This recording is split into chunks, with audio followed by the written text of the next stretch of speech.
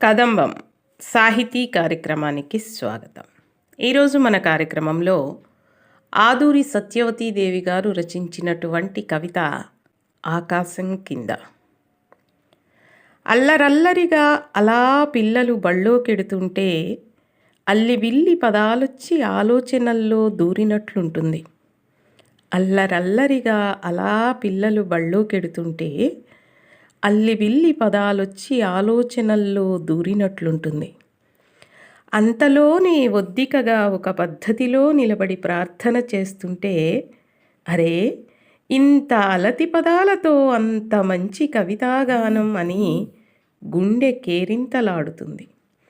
ఆ మైకంలో ఆ పులకల్లో తేలుతూ ఉండగా మెల్లగా చిటికెన వేలు పట్టుకొని జ్ఞాపకం బాల్యంలోకి పరుగుల వాగై ప్రవహిస్తుంది.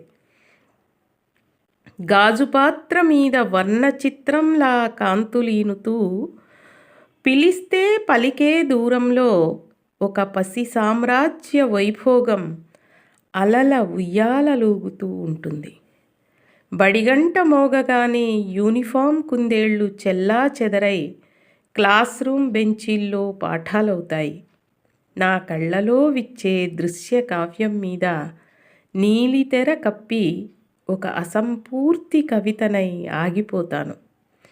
ఎప్పుడో ఓ సాయంకాలం ఆ 4 రోడ్ల జంక్షన్లో రద్దీగా ఉక్కిరి బిక్కిరి యంత్రాన్నై నిలబడే వేళ గుప్పెడు పిల్లగాలుల పరాగం నన్ను పియానో వాయిద్యాన్ని చేస్తుంది.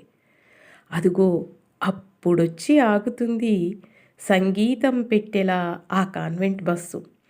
చిన్ని చిన్ని క్రీస్తుల్ని, కృష్ణుల్ని, అల్లాల్ని, ఆపై గురుమహారాజుల్ని ఒళ్ళంతా నింపుకొని ఉల్లాసంతో పొంగిపోతూ పిల్ల భారతదేశంలా కళ్ళు జిగేల్మనిపించి రోడ్డు దాటి వెళ్ళిపోతుంది.